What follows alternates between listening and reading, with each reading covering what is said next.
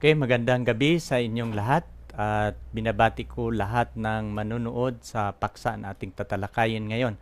At ang paksa na ating tatalakayin ngayon ay isang magandang paksa. Ginawa ko ito dahil sa mayroong mga iilan na nag-request sa topic na ito na kanilang matutunghayan.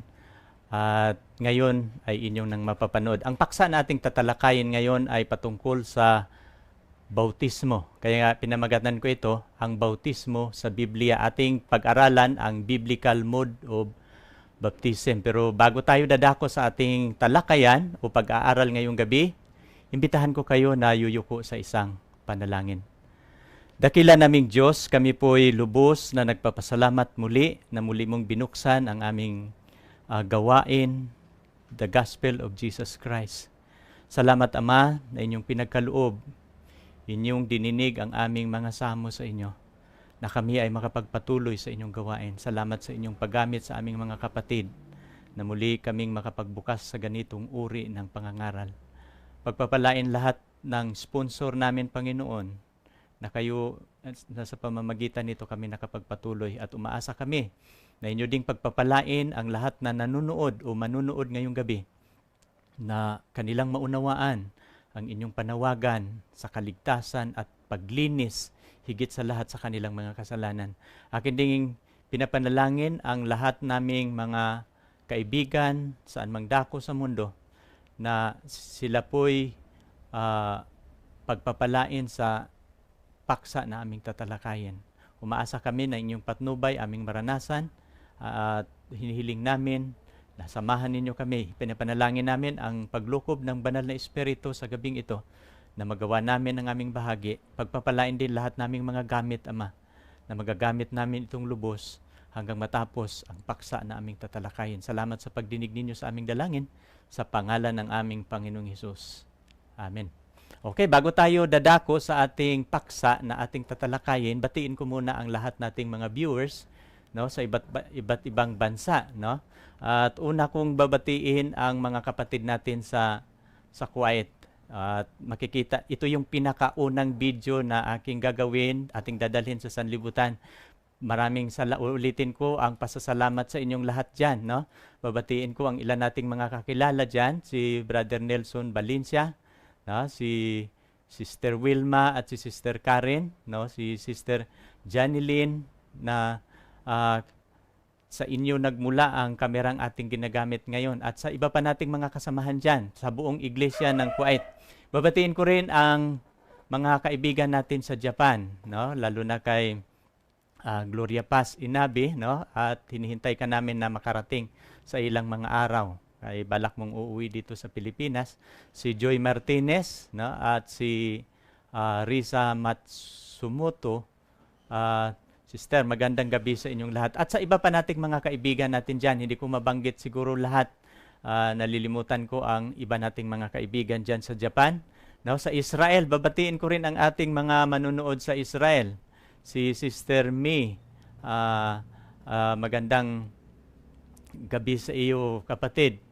At nagpapasalamat kami na ang pinadala naming video sa iyong pamilya sa Samar ay natanggap na nila.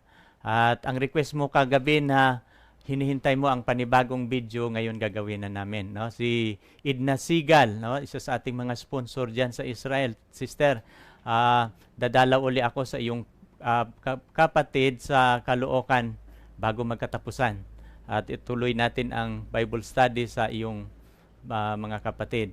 Binabati ko rin ang lahat na nanunood saan mang sulok sa mundo. Hindi ko naman mabanggit ang mga bansa o inyong pangalan, pero binabati ko kayong lahat. Magandang gabi sa inyong lahat. Ngayong gabi ating pag-aaralan, dadako na tayo sa ating talakayan o paksa na ating pag-aaral. Ating tatalakayin ang patungkol sa bautismo, no? At bago natin ito, ating titingnan ang larawan. At ito yung bautismo, ito yung biblical mode of baptism, no? Ano ba talaga ang tunay na bautismo sa Biblia? Kasi sa ating kapanahonan ngayon, mayroong iba't ibang katuruan. Katulad ng turo nating iba nating mga kaibigan ng mga simbahan o iglesia, ang kanilang turo ay ang bautismo ay sa pamamagitan na lang ng pagwisik, no? At sa mga Katoliko nating mga kaibigan. At ang isang bahagi naman ay ang pagbuhos No? Pero ating titingnan ang ano ba ang turo ng Panginoon, ano ba ang turo ng Biblia patungkol sa bautismo. Ating pag-aralan ngayong gabi ang biblical na paraan paano ba talaga ang bautismo ni tinuturo sa Biblia. Pero bago dyan, pag-aralan muna natin ang principle of baptism. Karamihan sa aking mga turo sa YouTube, bago ko tinatalakay ang isang paksa, may mga prinsipyo akong tinuturo. At ang mga prinsipyo na ating matutunan kung ang ano natin, kasi ang bautismo, isa ito sa ceremonial law na itinatag ng ating Panginoon sa New Testament. Maraming mga naniniwala o nagsasabi na wala na ang ceremonial law. No, hindi po yan totoo. Mayroong mga ilang ceremonial law sa Old Testament na naabolis nang dumating ang ating Panginoon. Pero nang bago umalis ang ating Panginoon sa lupa, mayroon siyang ini-establish, itinatag na mga seremonya na katulad sa seremonya sa Old Testament. At ating pag-aralan itong mga prinsipyo sa baptism, no? At ating titingnan ang Old Testament pattern of ceremonial law. Ating paano natin bago natin tatalakayin ang bautismo, pag-aralan muna natin itong prinsipyo sa ceremonial law sa Old Testament law, no? At kung ating titingnan ang buong kautusan ng Diyos, nahahati po 'yan sa iba't ibang uri ng kautusan, no? Mayroon siyang 4 na uri ng kautusan. Ito yung 4 types of laws. Ano ba itong 4 type of laws? Ito yung moral law, no? Civil law, ceremonial law, at saka health laws. Kaya nga maraming mga nag-aaral sa Biblia, nang binabasa nila ang Biblia, hindi naka-specify kung itong binabasa ba nilang kautusan ay moral ba yan, ceremonial ba yan, o napapaloob ba yan sa civil na kautusan o sa batas sa kalusugan. No? Pag inyong tatanungin ang Biblia o Brother John, saan ba mababasa na ang kautusan pala ng Diyos magkakaiba? No, kung ating tutunghayan ang paksa sa Biblia, saan ba nakasulat ang moral law? Ito po yung talata. Kung ating titingnan ang sulat ng Diyos sa moral law, o sulat ng Biblia patungkol sa moral law, mababasa po natin yan sa Exodus 20. No? At mula 1 hanggang 17, yung 10 Commandments ng Panginoon, yun po ang batas na moral. At kung ating pag-aralan ang batas na moral, ito po yung batas pag-ibig. Ang ating Panginoon, ang ating Diyos ay Diyos ng pag-ibig. Gumagawa siya ng batas patungkol sa pag-ibig. At dalawang relationship po yan. Relasyon na vertical at relasyon na horizontal. Relasyon natin sa Diyos at relasyon sa ating kapwa. No? Ito yung pag-ibig sa Diyos ng buong puso, buong kaluluwa, no? Buong pag-iisip. At ang pangalawang kautusan katulad, kaya pag-ibig sa ating kapwa na gaya ng ating sarili. Kaya nga ang 10 utos, isinulat ito ng Panginoon sa kanyang 2 tapyas na bato. At kung lalabagin natin ang prinsipyong yan o ang kautusan na yan, diyan po magka-problema. No? Ano naman ang ikalawang kautusan na pinasulat ng ating Panginoon? Ang moral law, ang Diyos mismo ang sumusulat. Hindi ito niya pinagkatiwala kay Moses na sumulat ng kanyang mga kautusan. Bumaba ang Panginoon sa bundok ng Sinai, isinulat niya ang kanyang kautusan sa 2 tapyas na bato sa pamamagitan mismo ng kanyang daliri. Ito yung saligang batas o panggoberno ng Diyos na siya mismo ang sumulat. At kapag susundin lang ang 10 Commandments sa buong mundo, mayroong kapayapaan. Hindi kayo sa akin ang sinasabi, walang kulungan, no? Hindi na kailangan ang mga pulis, bangko o anumang mga ngayon sa kasalukuyan, sapagkat ang Diyos ito yung disenyo ng Panginoon, paano ang tao magkakaroon ng kapayapaan. Ano naman itong civil law? Ang civil law, saan natin yan mababasa? Mababasa po natin yan sa Exodus 21 to 24. Chapter po yan. Kung gusto ninyong matutunan ang batas civil na binibigay ng Panginoon kay Moses, at si Moses na po niyan ang sumusulat. Kasi sa panahon ng Old Testament, mayroong tinatawag na theocratic form of government. Ano yung theocratic form of government? Ang Diyos mismo direktang namamahala sa kanyang bayan. At nang namamahala siya sa kanyang bayan, may batas siya para sa kanyang bayan. Yan yung tinatawag na civil law. Kaya nga, sa civil law nila, kapag magtatrabaho ka sa araw ng Sabat, babatuhin ka nila. Nakasulat yan sa kanilang batas sibil. No? Pero sa Ten Commandments sa moral law, hindi naman sinabi na babatuhin kapag lalabag sa Sabat. Kapag hindi sumunod, hindi magalang sa magulang, no, sa ama at ina, mayroon ding death penalty dyan na nakano sa kanilang sibil, batas sibil. No? Atin yung bababasa, ito yung ang arrangement ng Biblia, paano nahahati ang mga kautusan ng Diyos sa apat na bahagi. No? At ang 21 to 24 ang civil law. Ang ceremonial law, medyo mahabang mga chapter ito. Kasi mula Exodus 25, natatapos ang mga chapter sa ceremonial law hanggang Levitico chapter 9. No, mapapansin ninyo. At ano ba ang function ng ang ceremonial law? Ang ceremonial law, ipapaliwanag ko kung kunti. Itong ceremonial law, mga kapatid, ito po yung solusyon paano mapapatawad ang kasalanan. For example, nilabag nila ang Israelita, nilabag nila ang batas na moral, nilabag nila ang batas na sibil. So, ang kabayaran ng kasalanan ay kamatayan. Mabubuhay lamang sila kapag mapapatawad ang kanilang kasalanan. Kaya nga, idinagdag ng Panginoon ang ceremonial law. Ito po yung tinatawag na kindergarten school of salvation. Pinapaliwanag ng Panginoon paano ba natin maintindihan ang kaligtasan. Na kapag sino mang lumabag sa kautusan, sa moral at sa sibil, mayroon pong kaparusahan yan. Mapatawad lamang ang kanilang kasalanan kapag susundin nila ang batas na seremonyal. Kaya sa ang mga talata niyan, sa Exodus 25, natatapos yan sa Levitico 9. At ang naman yung kautusan na health, no, sa kalusugan, mababasa po natin yan sa Levitico 11 hanggang Levitico 15. At ating pag-aralan kunti, i-review natin kasi atin nang natutunan yung moral law. Kaya nga, ang Ten Commandments, binabanggit ko kanina na ito po yung moral law. No? At ito yung ating pag-aralan ngayong gabi, bago tayo dadako sa bautismo, itong the two major division of divine law. Mayroon pong pagkakaiba ang moral at ceremonial.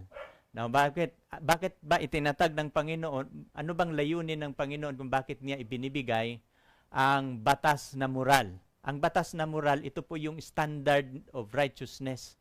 Kapag susundin natin ang batas na yan, hindi tayo magkakasala. Saan po natin mababasa? Exodus 20, verse 18 to 20. No? Kung yung babasahin yan, ang layunin kung bakit binigay ng Panginoon ang kautusan upang hindi sila magkasala. At yan po ay subukan ng Diyos. At ang sino mang nagkakasala sa 10 kautusan ng Diyos, ang solusyon sa kasalanan ay may batas na inilagay ang Panginoon paano solusyonan ang kasalanan. Kaya kapag ating babasahin ang sulat ni Apostol Pablo sa Galatia 3:19, ito po yung ang kabuluhan ng kautusan, idinagdag dahil sa pagsalangsang. No? Kaya nga, ano daw ang kabuluhan ng kautusan? Itong ceremonial law, idinagdag iyan dahil sa pagsalangsang. Kasi diyan po masolusyonan ng mga tao paano mapapatawad ang kasalanan. No, ating babalikan tanaw ang mga sinusulatan sa kautusan sa 4 na uri ng kautusan. No? Ang moral law, sinusulat ng Diyos yan sa 2 tapyas na bato. At yan lang ang kautusan na Diyos mismo ang sumulat. Pero sa ceremonial law, sa civil at sa health laws, nakasulat yan sa mga balunbon na aklat. No? Kaya nga mapapansin ninyo, magkakaiba ang sinusulatan at magkakaiba din ang sumulat. Ang sumulat sa 10 utos ng Diyos na moral na kautusan, ang Diyos mismo ang sumusulat. Bumaba siya sa bundok ng Sinai. Pero ang ceremonial law, ang civil at saka health, pinaakyat ng Panginoon si Moses sa bundok ng Sinai at idinikta ng Panginoon kay Moses ang mga kautusan na yan at si Moses mismo ang sumusulat. No, yan yung pagkakaiba. Ating pag-aralan din ang nilagyan ng mga kautusan na yan. Ang nilalagyan ng Panginoon sa 10 utos niya ay tinatawag na kaban ng tipan. Nasa loob ng kaban ng tipan ang 10 Commandments, no? Na ating makikita sa kabanal-banalang dako ng santuaryo ng Panginoon. At ang Ano naman ang ceremonial law, ang civil at saka health laws na mga balunbon na aklat, nakasulat yan sa balunbon at nakalagay sa tagiliran ng kaban ng tipan. Na mapapansin ninyo, yan ang pagkakaiba. Na ngayon ating titingnan at itong mga batas na ito, these laws are God's covenant to His people. Itong mga apat na magkakaibang batas, ito po yung kasunduan ng Diyos sa kanyang bayang Israel. Kung sila'y magiging masunurin, nakadepende ang kanilang pagpapala. Pero kung sila'y masuwayin sa kautusan ng Panginoon, nandyan ang sumpa. Pero ang pinakalayunin, no, ng Panginoon, bakit niya inilagay ang mga batas na ito? Para gabayan ng Diyos ang kanyang bayan. Na kung sila ay magkakasala, mayroong solusyon. Mayroong paraan ang Panginoon paano linisin ng Diyos ang kanilang kasalanan. Kaya nga, mahalaga ang ginagampanan sa ceremonial law sa Old Testament. Kasi ito po yung paraan ng Diyos paano malilinis ang kanilang kasalanan. Kung ating titingnan ang kampamento ng Panginoon, ito po yung santuario ng Panginoon sa ilang. No, nakikita ninyo at mayroong order yan. Ilalagay ng Panginoon ang kanyang santuario sa kalagitnaan ng kampamento ng Israel habang sila naglalakbay mula sa Ehipto papuntang Kanaan. At kung saan sila hihinto at magpapahinga, ilalagay sa kalagitnaan at napapaligiran yan sa 12 tribes of Israel. Sa East, 3 tribes, sa West, 3, sa South at sa North, 3 tribes, napapaligiran yan sa 12 tribes. At kung magkakasala ang bayan ng Diyos, ang solusyon ng Panginoon, paano patatawarin ang kanilang kasalanan ay sa pamamagitan ng ceremonial law. Kapag mayroong magkakasala, sinadya o hindi sinasadya, ay magdala sila ng inusinting kahalili, mga tupa na kanilang dadalhin sa santuario ng Panginoon, at araw-araw naglilingkod ang mga pare para sa mga makasalanan. Yan po yung mga function sa tinatawag na ceremonial law. At ito yung paraan ng Diyos paano niya lilinisin ang kasalanan sa Old Testament ceremonial law. No? Sana inyong naintindihan. Atin itong tatalakayin kasi ang baptism sa New Testament ay ceremonial yan, batas ng Diyos yan, na dapat nating susundin sapagkat ang bautismo, paraan po yan ng Diyos paano lilinisin ang kasalanan. No? Ating titingnan, ito yung santuario ng Panginoon, no? At sinasamahan ng Diyos ang mga Israelita habang naglalakbay. Mayroong pillar of cloud by night habang sila naglalakbay at mayroon namang cloud of day, cloud siya sa araw. No? Ating titingnan ang pare naglilingkod sa court at sa banal na dako araw-araw. At hindi na tayo niyan. Pero isang bisis sa isang taon, mayroong tinatawag na cleansing of the sanctuary. Lahat ng kasalanan ng mga nagkakasalang Israel, malilipat ang kanilang kasalanan sa santuario. At ang kasalanan naman, lilinisin naman ang santuario isang bisis sa isang taon. Kaya nga ang kasalanan ng Israel mula sa kampamento, kapag magdala sila ng tupa, lilipat sa santuario ang kanilang kasalanan. Pero isang bisis sa isang taon, dadalhin sa ilang ang kasalanan sa pamamagitan ng scapegoat na tinatawag. Pero hindi tayo dadako diyan kasi ang ating topic ngayon, no, ay patungkol sa bautismo. Akin lang itong tinatopic ngayon sapagkat nang dumating ang ating Panginoon sa bagong tipan, mayroon po siyang iniwanang 2 seremonyang kautusan o 3 seremonyang kautusan at ating tatalakayin ngayon, pahapyaw lang ang 2 pero yung isa ating tatalakayin ngayon ang patungkol sa bautismo. Sa New Testament, mayroon pong 3 ceremonial law na itinatag ang ating Panginoon. Ano po yung ceremonial law sa New Testament? Kaya nga, huwag kayong maniniwala na wala ng ceremonial law sa New Testament, mayroon pa rin. Anong ceremonial law na ini-establish ng Panginoon sa New Testament? Yung ceremonial law o baptism. No? Bakit ba bautismuhan ang tao kapag tanggapin ang Panginoon? No? Bakit ba kailangan yan? Atin yan tatalakayin ngayong gabi at subaybayan ninyo ito. Ipapaliwanag ko ito ng medyo detalye para inyong maintindihan. No? Ang unang itinatag ng Panginoon ay ceremonial law o baptism. Ang pangalawa, yung paghugasan ng paa. At ang pangatlo, yung tinatawag na Last Supper o huling hapunan. At itong tatlo ay itinatag ito ng Panginoon para sa kanyang bayan sa New Testament, paano malilinis ang kasalanan. Ang baptism, tinatawag yan na, kung ating pag-aralan ang malalim na pagliligtas ng Panginoon, tinatawag na justification. Mamaya-maya ating tatalakayin yan, inyong maintindihan. Pero itong dalawa, paghugasan ng paa at huling hapunan, sa proseso po yun ng sanctification. Paano tayo pababanalin ng Panginoon na mga membro na ng iglesia. Kapag hindi ka pa membro ng iglesia, paano ka tatanggapin na magiging kabilang sa iglesia ay mag-undergo ka ng baptism.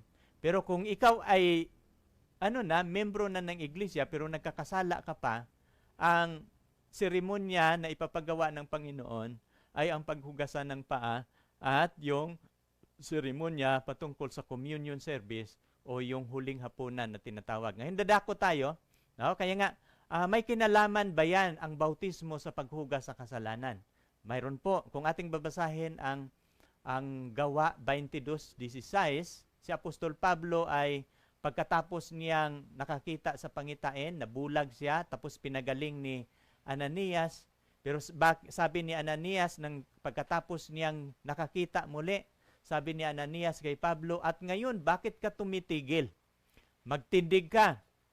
Hugasan mo ang iyong mga kasalanan at tumawag sa kanyang pangalan. Sabi niya, magtindig ka, ikaw ay magpabautismo. Hugasan mo ang iyong kasalanan. Mapapansin ninyo, ang bautismo, mayroon itong kinalaman sa paghugas sa kasalanan. Kaya nga, ang seremonya sa Old Testament na malilipat ang kasalanan sa pamamagitan ng mga handog na tupa, sa New Testament, mayroon ding paraan ang Panginoon na seremonya.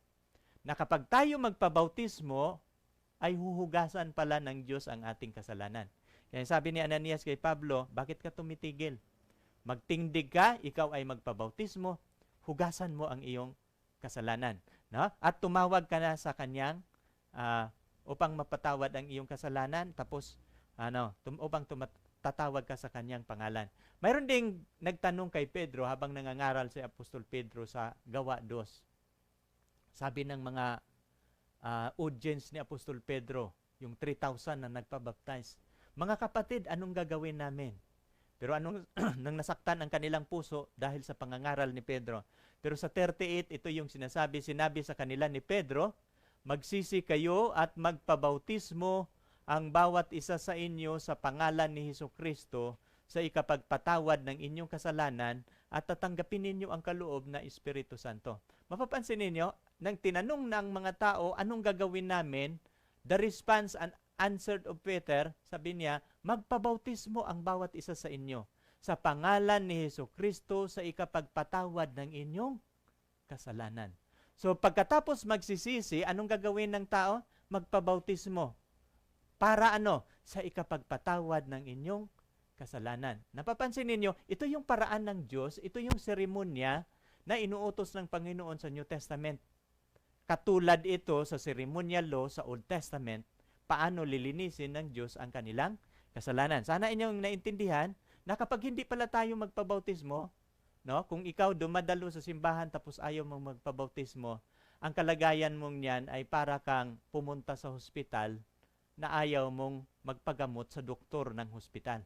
Kaya nga, kung ikaw dumadalo sa simbahan o sa isang iglesia tapos hindi ka pa nagpabautismuhan, hindi pa gumaling ang iyong kasalanan. Hindi pa nahugasan.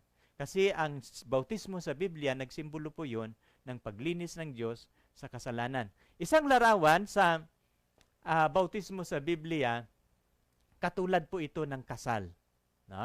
Ating tutunghayan ang bautismo ni Jesus Christ. Karamihan sa mga seremonya na inuutos ng Panginoon, siya muna ang gumawa. At bago niya inuutos ito sa kanyang mga alagad. Ating titingnan ang tala sa Mateo 3. Siguro, kung mayroon kayong Biblia dyan sa tahanan, umpisahan ninyo sa 13. Sabi ni Juan, bakit ikaw ang naparito na magpabautismo? Ako ang dapat mong bautismuhan. Pero sabi niya sa 14, sabi niya, kinakailangan na ako'y iyong bautismuhan. Sabi ni Jesus. Sabi niya, payagan mo ngayon sa 15, sapagkat ganyan ang nararapat sa atin ang pagganap sa buong katuwiran. No, sabi niya dito, at nung sa 16, binabautismuhan ni Juan si Jesus Christ. At sa 16, at nang nabautismuhan si Jesus, pagdakay umahon sa tubig, narito nangabuksan ang mga langit. Okay? At nakita niya ang Espiritu ng Diyos na bumababang tulad sa isang kalapate at lumapag sa kanya. At narito ang isang tinig na mula sa langit na nagsasabi, ito ang sinisinta kong anak na siya kong lubos na kinalulugdan. Ating babalikan ang ating nababasa. Binabanggit ko kanina na ang bautismo katulad siya sa isang kasal. No? Paano ko ba ipapaliwanag na katulad ito sa isang kasal? Kasi sa araw ng iyong bautismo, yan ang kaarawan na ikaw ay magiging anak ng Diyos. Ito yung araw na ikaw ay magiging kaisa sa Kanya. Diba? Sa araw ng ating kasal, ang husband and wife, they will be one flesh. No? Magiging isang laman sila. Sa araw ng iyong bautismo, magiging kaisa na tayo sa Diyos. Nang binabautismuhan ang ating Panginoon, mayroon pong 3 karanasan na nangyayari. Ang unang binabanggit, nang umahon siya, narito, pagkatapos ng kanyang bautismo, no, nang nabautismuhan si Jesus, pagdakay umahon sa tubig, nangabuksan ang langit. No? Di ba napapansin ninyo? Pagkatapos na bautismuhan ni Jesus, anong nangyari? Ang unang nangyayari, nabukas ang langit. Anong ibig sabihin yan? Sa taong tatanggap sa bautismo, sa seremonya ng bautismo, dati nung hindi pa ikaw na bautismuhan, sarado ang langit sa iyo. Wala ka pang kaligtasan. Pero kapag ang tao tatanggap kay Jesus Christ at magpabautismo, pagkatapos ninyong mabautismuhan, bubuksan na ng Diyos ang kalangitan para sa inyo. At pangalawa, nabuksan ang langit. Pangalawa, ano pang nangyayari? Nakita niya ang Espiritu ng Diyos na bumababa, lumapag sa kanya. Anong ibig sabihin? Sa lahat ng mabautismuhan sa pangalan ng Panginoon, bibigyan ito ng kaloob na banal na Espiritu. At ang banal na Espiritu, mananahan na sa kanya. Ang banal na Espiritu, mananahan po yan sa lahat ng mga anak ng Diyos. At ang bautismo, ito yung araw na ikaw ay magiging anak ng Diyos. Na napapansin ba ninyo sa ikatatlo? At sa ikatatlong pangyayari, at narito isang tinig na mula sa langit. Ano yung tinig na nagsasabi, ito ang sinisinta kong anak na siya kong kinalulugdan. Alam niyo itong 3 pangyayari na nangyayari sa bautismo ni Jesus Christ, isang isang metaphor o isang analohiya na tinuturo ng Biblia na ang lahat na mabautismuhan, sila po'y magiging anak na ng Diyos. No? Anong tinig na nagmula sa langit? Ito ang sinisinta kong anak na siya kong kinalulugdan. Kailan ba ang isang makasalanan magiging anak ng Diyos? Sa araw na ikaw ay mabautismuhan. Diyan nagpasimula na ang tao magiging anak ng Diyos. No? Mamaya inyo yung maintindihan sa mga sunod nating mga talata. Kaya nga, pinapaliwanag ko sa inyo kanina, ang bautismo katulad yan ng kasal. Magiging kaisa ka. At mamaya atin ding pag-aralan, ngayon ating pag-aralan, ano ba ang kahulugan ng bautismo? No? Kasi, Brother John, tinatalakay mo yung bautismo ngayon.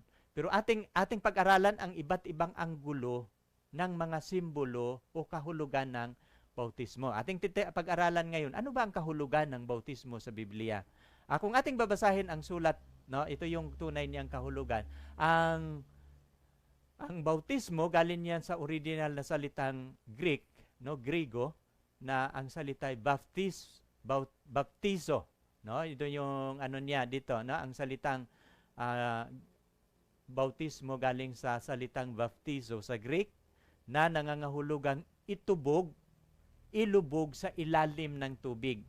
Sumisid sa ilalim ng tubig. So, mapapansin ninyo, ito yung ang meaning ng bautismo, hindi po wisik, hindi po buhos, kundi ilubog. No? Kung ano bang larawan niya. Kapag bautismuhan ang isang tao, katulad nito sa larawan. Nakikita ninyo itong larawan? Ang bautismo katulad nito. Kapag bautismuhan ang isang tao, ilulubog siya sa tubig. No? Napapansin ba ninyo si Jesus Christ, saan ba siya pumunta nang siya binabautismuhan? Doon sa ilog ng Jordan kasi maraming tubig. Kasi ang bautismo nangangailangan ng paglubog. Kung wisik, kung buhos, hindi po 'yun bautismo, no? Kaya nga hindi po 'yun biblical at wala po yung kahulugan. Ang bautismo sa Biblia mayroon pong kahulugan.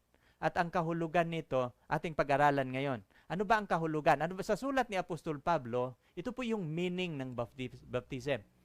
Hindi ba ninyo nalalaman na tayong lahat na binabautismuhan kay Kristo Jesus ay nangabautismuhan sa kanyang kamatayan? No? Ito yung tanong ni Apostol Pablo. Hindi ba ninyo nalalaman na ang lahat na binabautismuhan kay Kristo nangabautismuhan sa kanyang kamatayan? Kung si Kristo namatay para sa mga makasalanan, no, nakabahagi tayo sa kanyang ginawang kamatayan. No, mapapansin ninyo dito, tayo ngay nangalibing nakalakip niya sa pamamagitan ng bautismo sa kamatayan. Kaya mapapansin ninyo, bakit ang bautismo kailangang ilubog? Kasi pag ang bautismo, bago tayo bautismuhan, kailangan tayong mamatay. Katulad na ni Kristo na namatay para sa atin. At kung tayo'y gustong maligtas, mamatay tayo na sa kasalanan. Nasabi niya, tayo ngay nangalibing nakalakip niya sa kamatayan ng bautismo kalakip niya sa pamamagitan ng bautismo ng kamatayan. Kaya nga ang bautismo kailangan siyang ilubog sa tubig kasi nagsimbolo na ikaw ay ang taong tatanggap sa Panginoon, nanawagan siyang mamatay tayo sa kasalanan. At ang patay kailangang ilibing. No? Kaya nga ang bautismo, simbolo po 'yon sa paglibing, no? Sa tubig, sa paglibing sa kanyang kamatayan. No? Kung namatay siya, inilibing, ganun din. Kaya nga mayroong simbolo ang bautismo. Nga tayo ngay nangalibing, nakalakip niya sa pamamagitan ng bautismo sa kamatayan. Sa 4, na kung paano si Kristo ay nabuhay na mag-uli sa mga patay sa pamamagitan ng kaluwalhatian ng Ama, no? Gayon din naman tayo makakalakad sa panibagong buhay. Di ba pagkatapos mong ilubog sa tubig, pagkatapos babangon ka. Simbolo po 'yon ng kanyang pagkabuhay na mag-uli. Ha? Kung paano si Kristo namatay, inilibing at nabuhay mag-uli, ganon din tayo, no? Gayon din naman tayo makakalakad sa panibagong buhay. Paglabas natin sa tubig na libingan, bagong kapanganakan na po tayo. Tayo po'y bagong linalang. At kung gagawin natin na makabilang sa kanyang seremonya sa bautismo natin, diyan ililibing at diyan iiwan ng Panginoon o huhugasan ng Panginoon ng ating kasalanan. Kaya nga ang bautismo sa Biblia, mayroon ang simbolo po yan, ay ang paghugas sa ating kasalanan. Mamatay tayo sa kasalanan. Kung ating babasahin yung 8 hanggang 13, datapwat kung tayo'y nangamatay, nakalakip ni Kristo, ay naniniwala tayo na mga babuhay naman tayo mag-uli na kalakip niya. No? Na nalalaman nating si Kristo na nabuhay na mag-uli sa mga patay, hindi na mamamatay pa. Hindi na mamamatay. Ang kamatay ay hindi na maghahari sa kanya. No? Sapagkat ang kamatayan sa ikamamatay niya, ikamamatay na minsan sa kasalanan, datapwat ang buhay na kanyang ikabubuhay sa Diyos. Kanya, mapapansin ninyo, namatay tayo sa kasalanan, pagkatapos ng ating bautismo, mabubuhay na tayo para sa Diyos. 11, gayon din naman kayo. Ibinilang ninyong kayo'y tunay na mga patay sa kasalanan. Ngunit buhay sa Diyos kay Kristo Jesus. May mga simbolo. Ano po ang simbolo? Ang paglibing sa noon, nagsimbolo na yun na patay na tayo sa kasalanan. Ang pagbangon na natin, nabubuhay na tayo para sa Diyos. Simbolo po yun ng ating pagbabago, anyo ng pagkatao. At dyan po tayo pagpapalain ng Panginoon kapag tayo mabautismuhan. Huwag din naman ninyong ihandog ang inyong mga sangkap sa kasalanan. Pagkatapos nating mabautismuhan, ito yung bilin niya, sabi niya sa 12, huwag ngang maghari ang kasalanan sa inyong katawan na may kamatayan upang kayo'y magsisunod sa kanyang mga pita. Pagkatapos ng ating bautismo, ano yung kasalanan, tutulukan na natin yon. Hindi na tayo paalipin sa mga gawa ng laman ng pita. Sa 13, huwag din naman ninyong ihandog ang inyong mga sangkap sa kasalanan na pinaka kasangkapan sa kalikuan. Kung di ihandog na ninyo ang inyong sarili sa Diyos, na tulad ng namubuhay sa mga patay at sa inyong mga sangkap na pinaka kasangkapan sa katuwiran ng Diyos. Sa 14, nagustuhan ko itong 14, sapagkat ang kasalanan ay hindi na maghahari sa inyo. No? Pagkatapos natin mabibinyagan o mababautismuhan, sabi ng Apostol Pablo, ito yung kahulugan, paglabas natin sa tubig na libingan, ang kasalanan hindi na maghahari sa inyo. Bakit hindi na maghahari sa inyo? Kasi pinatawad na ng Diyos ang ating kasalanan. Higit sa lahat, mananahan na siya sa atin. Kaya sa pamamagitan sapagkat wala na kayo sa ilalim ng kautusan kung di ilalim sa biyaya. Ano ba yung ilalim sa kautusan? Yung ilalim sa sumpa ng kautusan sa lahat ng mga lumalabag. Yung ating tinitingnan ngayon ang sa Galacia, sapagkat ang lahat sa inyo binabautismuhan kay Kristo, ibinihi si Kristo. No? Sa lahat daw ng mga binabautismuhan, ano ka na ngayon?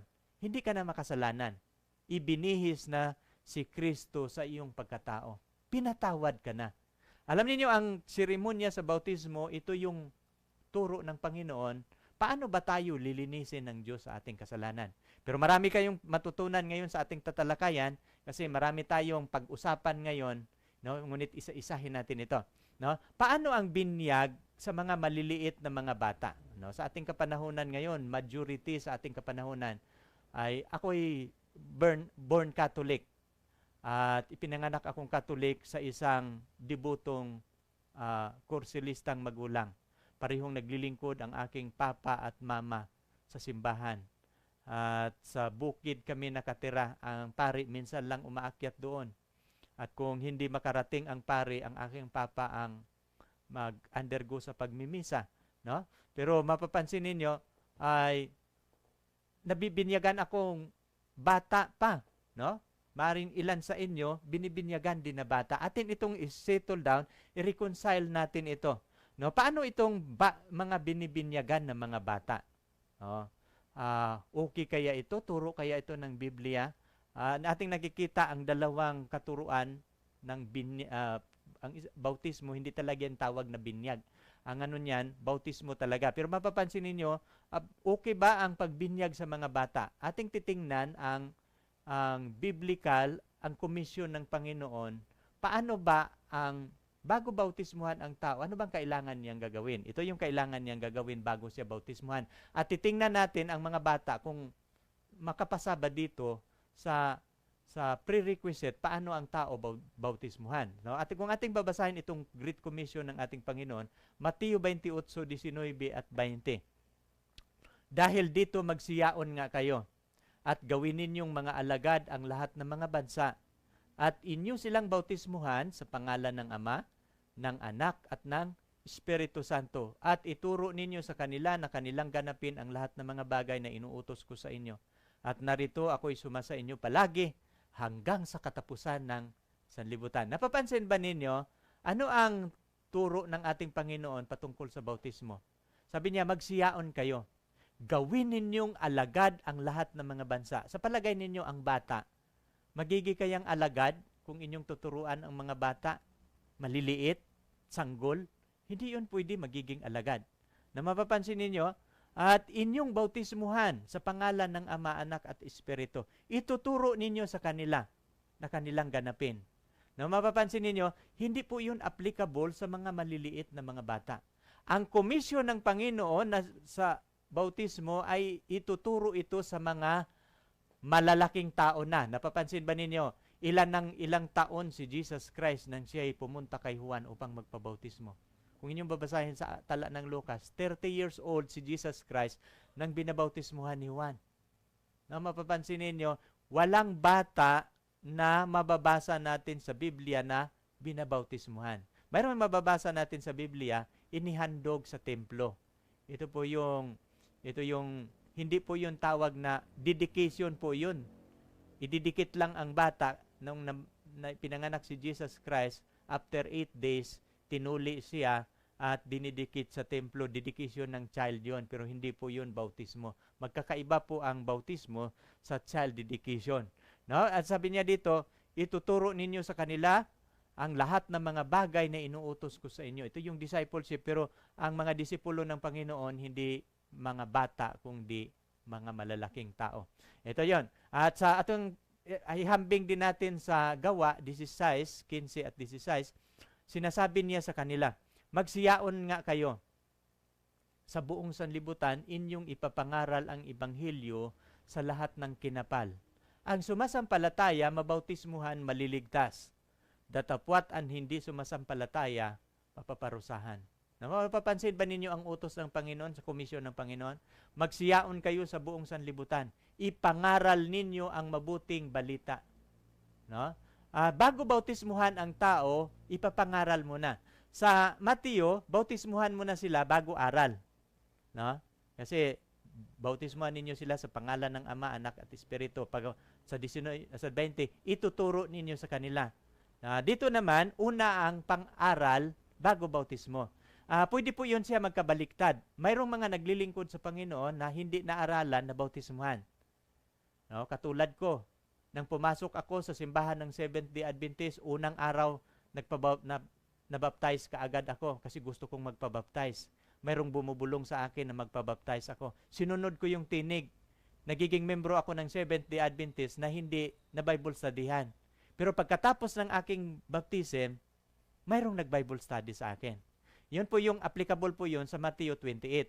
Pero sa Marcos, ano naman dito, no? Magsiyaon kayo sa buong sanlibutan, inyong ipangaral ang ebanghelyo. Tuturuan muna ang mga tao sa ebanghelyo, sa magandang balita. Ang sumasampalataya sa magandang balita, mabautismuhan, anong sabi? Ang sumasampalataya, mabautismuhan, maliligtas. No? Ito po yung turo ng Panginoon. Kaya nga, kung ikaw na nakikinig ngayon, hindi ka pa nabautismuhan, hindi ka pa sumasampalataya, ay questionable ang iyong paglilingkod ngayon. Kaya nga kailangan, sumasampalataya, mabautismuhan, ang sabi maliligtas, ngunit ang hindi, sumasampalataya, parusahan. Na napapansin ninyo, kasi ang bautismo sa Biblia, nagsimbolo po ito sa paghugas ng kasalanan. Kasi ito po yung seremonya na tinuturo ng Panginoon sa New Testament. Kaya nga ang pagbinyag sa mga bata, hindi po yun applicable. Ito po yung, hindi po ito biblical na teaching at bugos po ito. Ito po'y piki, ito yung paraan ni Satanas na turo, pinipiki, alam niyo si Satanas, matalino siya, pinipiki niya ang lahat ng turo ng Biblia, inilihis sa katotohanan. Napapansin ba ninyo ang binyag sa mga bata? Mayroon bang meaning? Wala.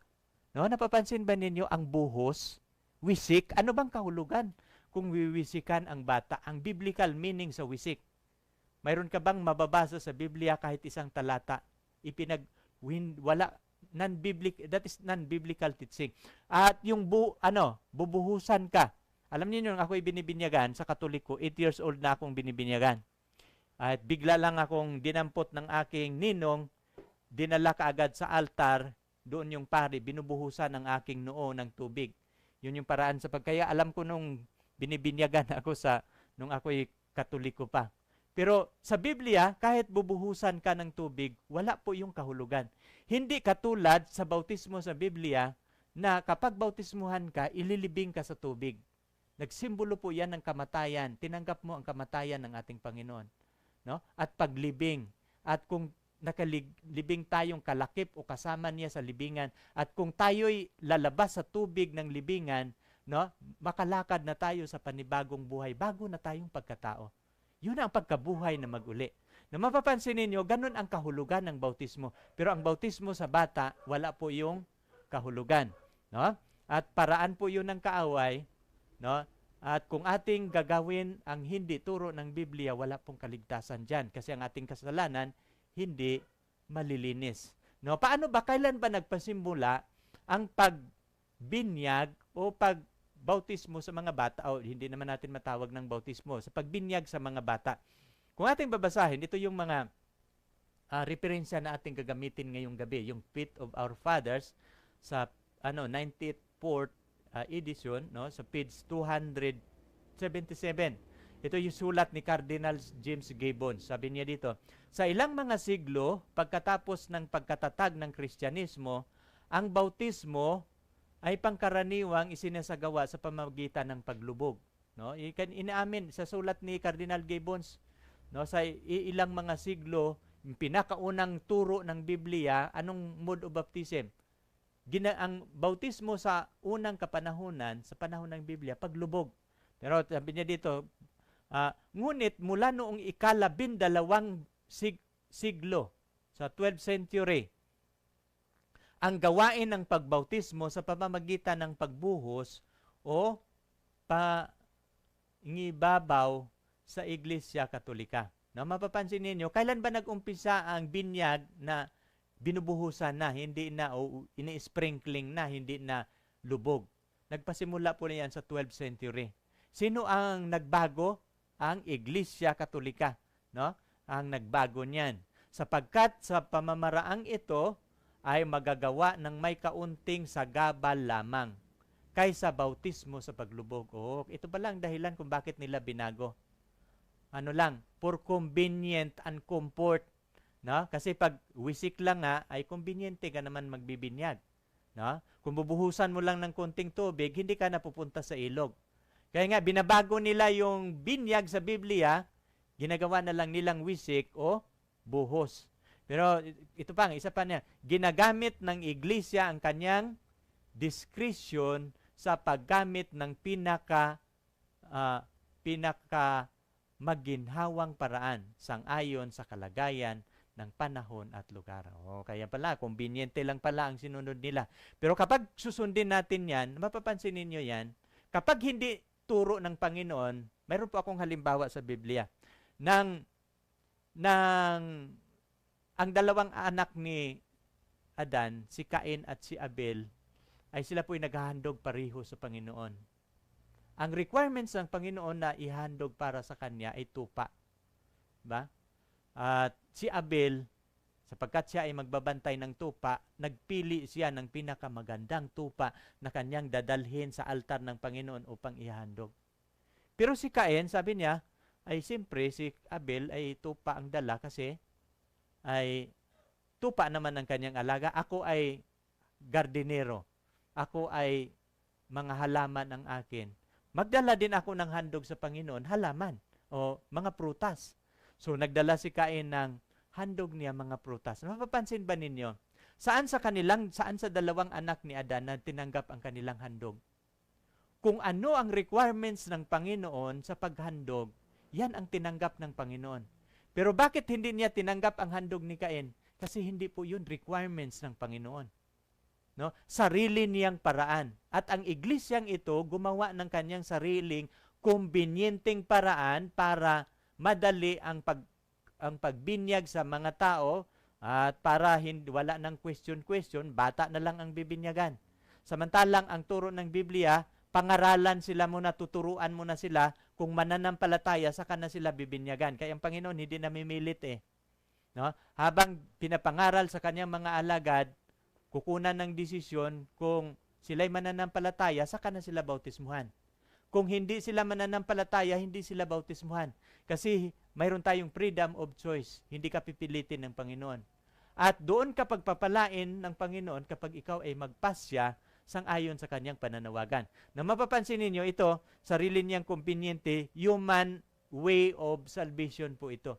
Hindi po ito paraan ng Diyos ang pagbinyag sa mga bata. Kaya nga ating tinatalakayan na ngayong gabi.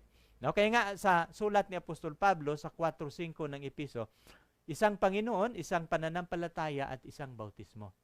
No, kaya nga hindi pwede na mayroong 4 o 3 uring bautismo. Kasi mayroong paglubog sa tubig, itong immersion, mayroon namang pagwisik at mayroon namang buhos. Hindi po pwede na itong 3 tatanggapin ng Panginoon lahat. Isang pananampalataya, no? Isang Panginoon, isang pananampalataya, isang bautismo. Isa lang diyan ang tama. Kasi isa lang ang tama na tatanggapin ng Panginoon. Gaano kahalaga ang bautismo sa Biblia? Ating pag-aralan ngayong gabi, gaano kahalaga itong bautismo? No? At atin itong matutunan sa aklat ng mga Juan. Sa aklat ng Juan 3, isang gabi pumunta si Nicodemo, isang Sanhedrin, Ang Sanhedrin ay membro po siya sa Supreme Court. Sila po ay mambabatas na 70 ka mga Sanhedrin. Sila po ay membro sa Supreme Court sa Israel. Pero isang gabi, habang nagtuturo si Jesus sa mga tao, siya po ay naniniwala na itong naggumagawa ng milagro na guro ay galing ito sa Diyos. Pinuntahan niya si Jesus isang gabi. Bakit gabi?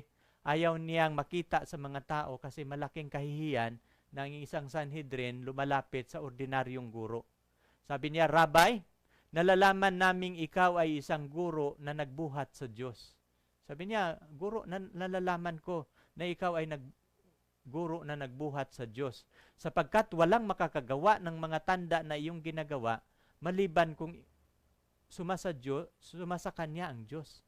Sabi niya, yung milagrong ginagawa mo, hindi mo yun magagawa kung wala sa iyo ang Diyos. Nasa iyo ang Diyos. Ikaw ay guro na nanggagaling sa Diyos.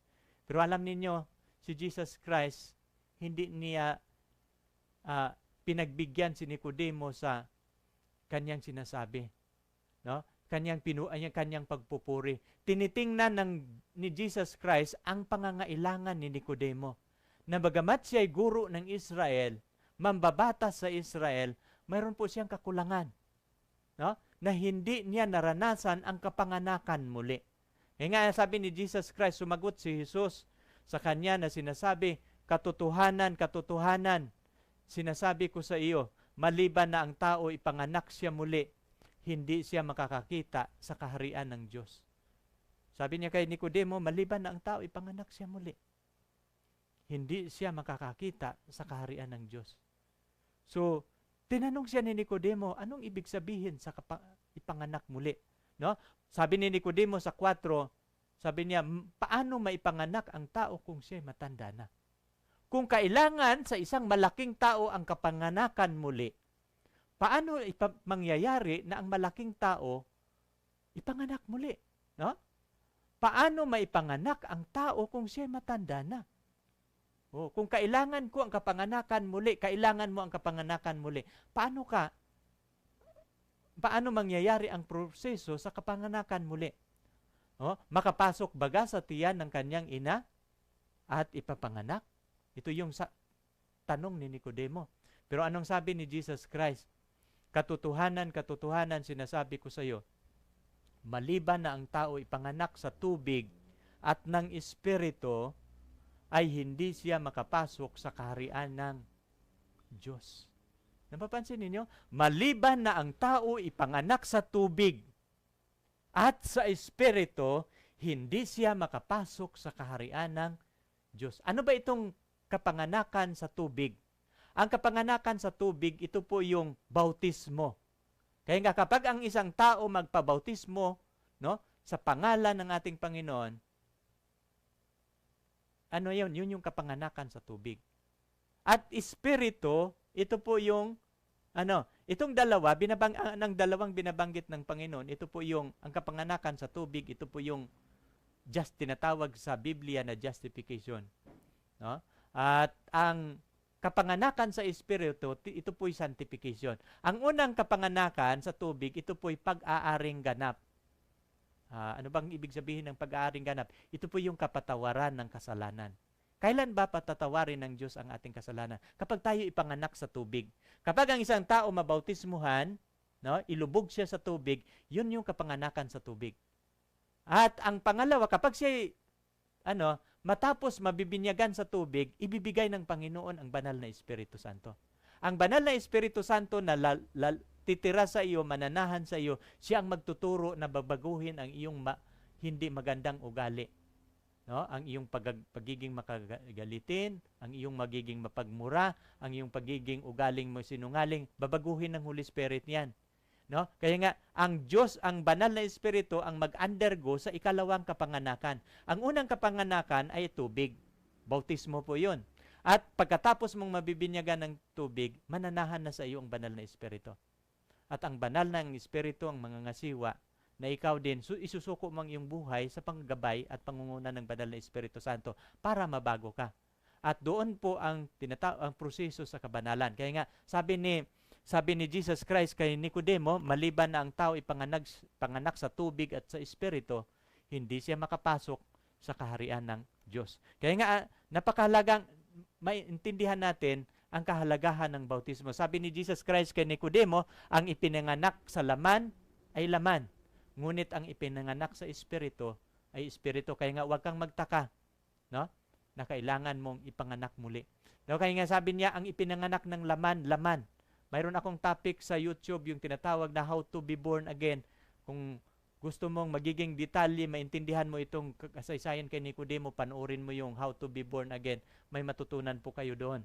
Paano tayo ipapanganak muli. No, mapapansin ninyo, ang ipinanganak sa Espiritu ay Espiritu. Kailan ba ang tao ipapanganak sa Espiritu? Kapag tatanggapin mo ang seremonya sa bautismo, yan ang kaarawan na ikaw ay ipapanganak sa Espiritu. No, saan gaganapin ang bautismo? Natin naman, kasunod nating tanong, no? Kapag ikaw ay gustong magpabautismo, saan ba yan natin gaganapin? At sino ang mangangasiwa? No? Ating ding pag-aralan yan.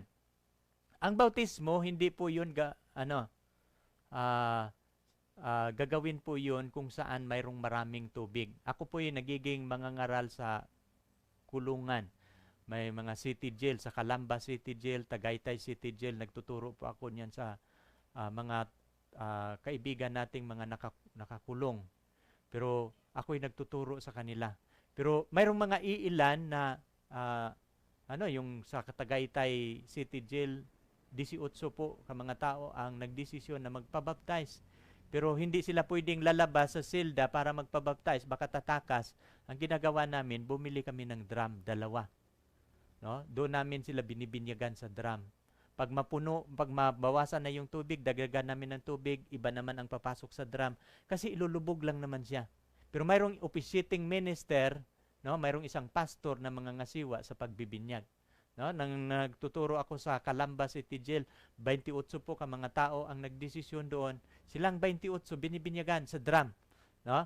At mayroon ding mga iilang church kami ngayon sa Seventh-day Adventist Church para komportable na ang bautismuhan na sa loob na ng simbahan. Na nagpapagawa talaga ng sarili. Pero sa panahon ni Jesus Christ, doon talaga sila sa ilog. Si Jesus Christ pumunta sa ilog Jordan at doon nagpabaptize. Ating patunghayan, no, mapapansin niyo ang unang nagbautismo sa Biblia si Juan Bautista. Tinatawag siyang Juan Bautista kasi siya nagbautismo sa ilog Jordan. So, ating babasahin ang Mateo 3:5, nang magkagayoy nilabas siya ng Jerusalem at buong Judea at sa buong lupain sa palibot-libot ng Jordan. At siya'y kanyang binabautismuhan sa ilog ng Jordan sa ipinahayag nila ang kanilang mga kasalanan. Na mapapansin ninyo si Juan Bautista, doon siya nagbaptize sa ilog ng Jordan at doon din si Jesus Christ nagpabaptize. No, mapapansin ninyo. At kung ating titingnan din, hindi lang kay Juan Bautista ang mga tala, kung ating makikita kung saan ba ginagawa o ginaganap ang bautismo. No, sa record ng mga gawa, kung inyong babasahin yung chapter 8, no, mayroong isang eunuko galing sa Jerusalem, pumunta siya sa Jerusalem para sumasamba sa Diyos. Galing siya sa Ethiopia. Ngunit nang pabalik na siya mula sa Jerusalem, pabalik na sa Ethiopia, kinausap sa Espiritu si Felipe. Si Felipe ay isang diakono na naglilingkod sa iglesia ng Panginoon. Pero kinausap siya. Sabi ng Panginoon, sabi ng Espiritu, abangan mo dito ang eunuko. No? At ipapaliwanag mo sa kanya ang kanyang binabasa. Nang dumating na, nang malapit na sa kinaroroonan ni Felipe ang eunuko, tinanong siya ni Felipe. No? Anong sabi ni Felipe sa eunuko? Nauunawa mo baga ang binabasa mo? Habang siya nagbabasa sa balunbon na aklat ni Isaiah, Propeta Isaiah, tinanong siya ni Felipe. Sabi niya, pwede bang makasakay? At nang sumakay siya, nauunawa mo ba ang binabasa mo? Anong sagot ng eunuko? Sabi niya, paano magagawa ko maliban ng may pumapatnubay na sa akin ng sinuman? No, paano ako makakaunawa kung maliban kung mayroong magpapaliwanag? No, kaya nga pinanhik niya at sumakay siya. No? At binuka ni Felipe ang kanyang bibig. at nagpasimula sa kasulatang ito at ipinangaral sa kanya ni Jesus. Nang binasa ng eunuko ang kasulatan, portion yun sa prophecy patungkol kay Jesus Christ. At sabi niya, hindi ko ito naintindihan. At nag-impisang bumuka si Felipe sa kanyang bibig, ang iyong binabasa ay patungkol yan sa tagapagligtas. No? Patungkol yan kay Jesus Christ. At nang titingnan ninyo sa 36, anong talata yun ating binabasa kanina, 35, sa 36, nang dumating sila sa lugar ng may tubig, nakiusap na yung eunuko, narito ang tubig. Ano ang nakakahadlang upang ako'y bautismuhan? Sabi niya, mayroon na ang tubig dito. Bakit? Ano pang hadlang na hindi mo ako bautismuhan? Pero anong sabi ni Felipe sa 37? At sinabi ni Felipe, kung mananampalataya ka ng buong puso, mangyayari. Sabi niya, kung mananampalataya ka sa ng buong puso mo, bibinyagan kita. Anong sagot ng eunuko? Sumagot siya na sinasabi, sumasampalataya ako na si Hesukristo ay anak ng Diyos na dumating na tagapagligtas. Sumasampalataya ako. Mapapansin mo ba, bago binibautismuhan, ano ang prerequisite, ano ang kailangan? Bakit hindi siya bautismuhan ni Felipe kaagad? Kasi ang bautismuhan sa Biblia, kailangan siya ay mananampalataya. Naalala niyo yung sa Marcos kanina? Magsiyaon kayo, no? Gawin ninyong alagad ang lahat ng mga bansa. Ang sumasampalataya, mabautismuhan, maliligtas. Ngunit ang hindi sumasampalataya ay parusahan. Napapansin ba ninyo gaano kahalaga ang bautismo? Ang bautismo sa Biblia, ito po'y nagsimbolo sa paghugas ng Diyos sa ating kasalanan. Kaya kung mayroong mga dumadalo sa simbahan ayaw magpabautismo, ay nananatili ang kanilang kasalanan. Napapansin ba ninyo yung ning hinugasan ni Jesus ang paa ng kanyang mga alagad? At nang tinawag ni Jesus si Pedro para hugasan ang kanyang paa, sabi niya, wag, ayaw ko. Sabi niya, Panginoon, wag mong hugasan ang aking paa. Kasi parang kaawa-awa ang Panginoon na siya'y makasalanan, huhugasan pa ng kanyang paa ng Panginoon. Parang humiliating masyado yun sa ating Panginoon. Pero anong sabi ni Jesus kay Pedro? Pedro, kung hindi ka magpahugas sa iyong paa, wala kang bahagi sa akin. Ito yung pangalawang seremonyal ng Panginoon, na ang mga lingkod ng Panginoon sa iglesia maghuhugasan ng paa. Pero bago ka magiging membro sa iglesia, bautismo mo na. Yan yung paraan ng Panginoon paano huhugasan ang kasalanan. Ngunit kung natapos ka ng mabautismuhan, ngunit nakagawa ka pa ng kasalanan, ay hindi ka na magpabautismo uli. Ano na ang seremonya na gagawin? Hugasan na lang ang inyong paa. Kaya nga sa aming simbahan, mayroon kaming paghuhugasan ng paa. Every quarter ng taon, mayroon ginagawa namin ang every 13 Sabat, naghuhugasan kami ng paa magkakapatid sa iglesia. No?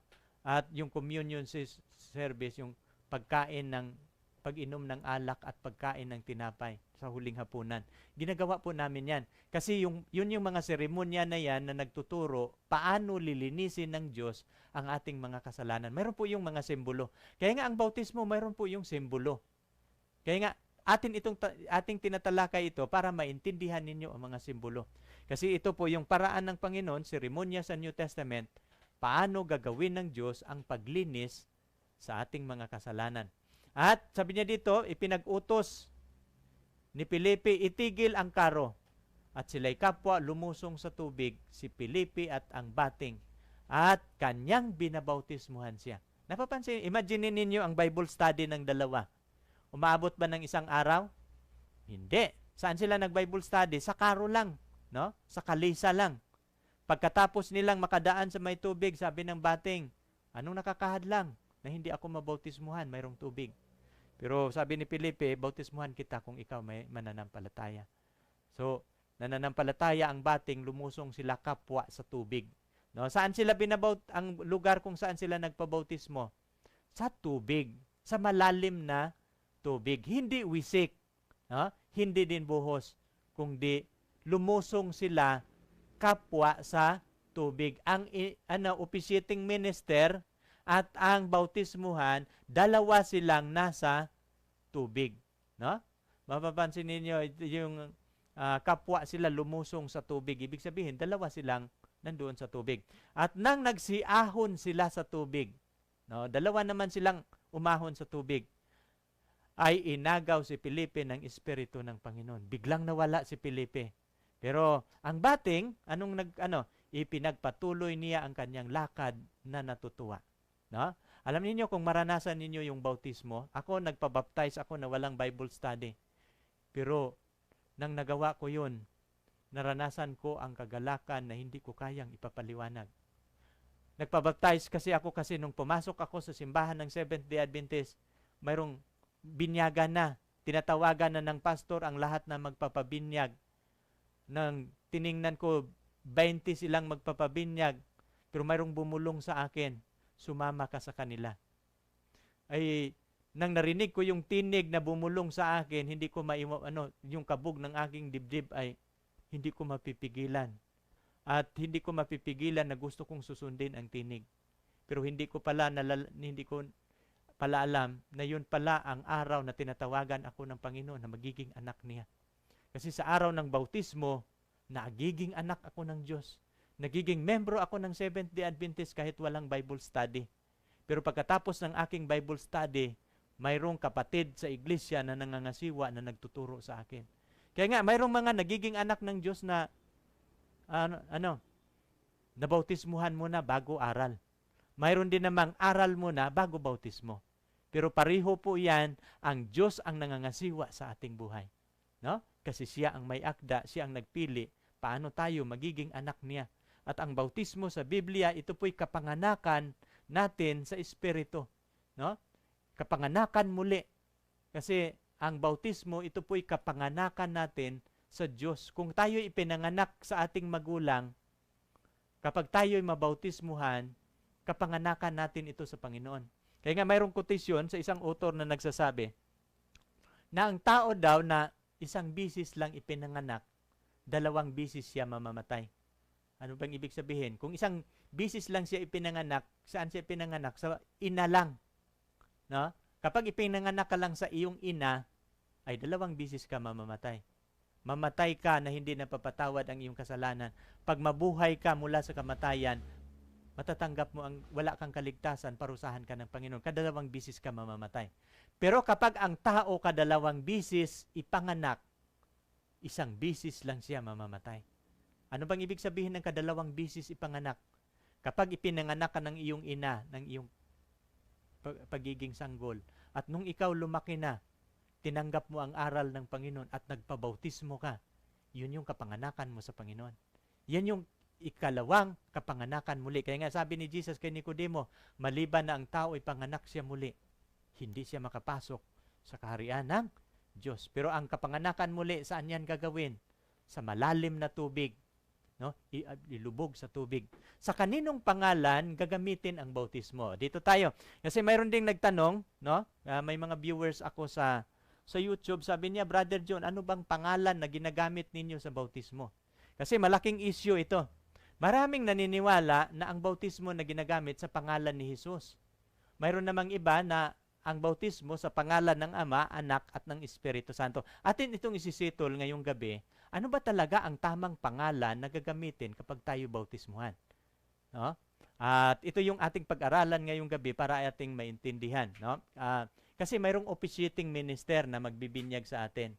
Bago tayo ilubog sa tubig, ako na ministro ng Ebanghelyo, bautismuhan kita sa pangalan ng Ama, ng Anak, at ng Espiritu Santo, saka ilulubog sa tubig. Pero mayroon namang naniniwala na ang kanilang paniniwala na ang bautismo sa pangalan ni Hesukristo, bautismuhan kita. Ganon ang kanilang paniniwala. Atin itong pag-aralan ngayong gabi, saan ba dito ang tama na tinuturo ng Biblia? Na tinuturo ng ating Panginoon. Sabi niya dito, kaya sino man dito sa Pilipos 2:9, kaya siya naman ay pinadakila ng Diyos. Siya ay binigyan ng pangalan lalo sa lahat na pangalan upang sa pangalan ni Jesus ay luluhod ang lahat na tuhod na nga sa langit at na nga sa lupa, sa ibabaw ng lupa at na nga sa ilalim ng lupa. Aking pinag-aralan dito yung karakteristik ng ating Panginoon. Nung siya ay galing sa langit, nagpakumbaba siya sa kanyang sarili at hanggang sa kamatayan doon sa krus. No? At itinaas siya ng Diyos. At sabi niya dito sa 9, siya ay binigyan, siya ay pinadakila ng Diyos, siya ay binigyan ng pangalan lalong higit sa lahat na pangalan. Na upang sa pangalan ni Jesus luluhod ang lahat na tuhod saan? Sa langit, sa lupa at sa ilalim ng lupa. Sino ba ang mayroong dakilang pangalan na binigay ng Diyos? Sa pangalan ni Jesus luluhod. Kapag ating pag-aralan ang Biblia, ano ba ang kasi pag ating pag-aralan ang Biblia, kung ang ibig sabihin ng pangalan, kapag magbabanggit ang pangalan ng Biblia, it signifies authority. No? Ang kahulugan ng pangalan ay otoridad. No? Kaya nga sabi niya dito, binigyan siya ng malalong mataas na pangalan. Higit na mataas na pangalan.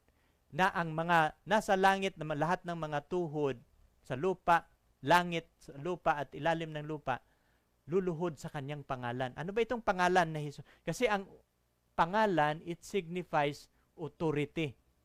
Yan, napapansin ba ninyo yung nagpapagaling ng pagkatapos mamatay ang ating Panginoon, umakyat sa langit, ay pumunta si Pedro at si Juan sa templo. Mayroong nakikita sila doon na pulubi, no, na mamalimos sa kanila. Pero ano sabi ni Pedro? No, pilak at ginto, wala ako. Pero ibibigay namin kung anong mayroon kami. Sa pangalan ni Jesus Christ, tumindig ka. No, mapapansin niyo, ginagamit ang kanyang pangalan. At nung nananampalataya yung pulubi, tumindig, ay nakakalakad siya. Kasi kapag gagamitin ang pangalan, it signifies authority. At nakatayo yung pilay.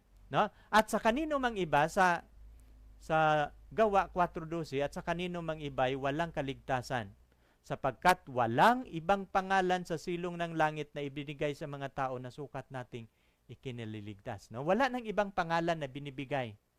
No? Kaya nga anong sabi ni Jesus Christ? Hindi lang yung mga tao nagpatutuo. Si Jesus Christ, anong sabi niya? Na lumapit si Jesus sa kanila at sa kanila'y kinausap na nagsasabi, ang lahat ng kapahamalaan ng langit at nasa ibabaw ng lupa ay ibinigay na sa akin. Anong sabi ni Jesus Christ?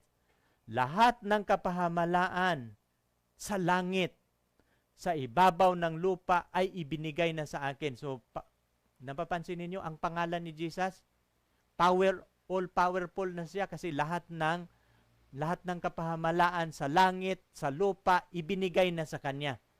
No? Ang makapangyarihang pangalan ni Jesus Christ. Pero anong utos na binibigay ng Diyos sa Kanyang mga alagad? Kung ating babasahin yung 28:19, dahil dito, magsiyaon nga kayo. Gawin ninyong mga alagad ang lahat ng mga bansa at sila'y inyong bautismuhan sa pangalan ng Ama at ng Anak at ng Espiritu Santo. At sa 20, at ituturo ninyo sa kanila na ganapin ang lahat ng mga bagay na inuutos ko sa inyo. At narito ako'y sumasa inyo palagi hanggang sa katapusan ng sanlibutan. Ang tanong kanina, anong pangalan sa bautismo na ating ibabautismo? Sa pangalan ba ni Jesus Christ o sa pangalan ng tatlo? Sa pangalan ng Ama, Anak at Espiritu Santo. No? Kung ating pag-aralan, ano ba ang utos ni Jesus Christ? Na ang otoridad dito, si Jesus Christ, ang mayroong authority, ang mayroong absolute authority na nag-uutos sa mga alagad. Ang utos ni Jesus Christ, hindi sa kanyang pangalan. Ang bautos ni Jesus Christ sa kanyang alagad, dahil dito magsiyaon kayo. Gawin ninyong mga alagad ang lahat ng mga bansa, at sila'y inyong bautismuhan sa pangalan ng Ama, ng Anak, at ng Espiritu Santo. At ito yung dahilan na ang mga Seventh-day Adventist, kapag mayroong bautismuhan, ang officiating minister namin, ito yung kanilang gagawin.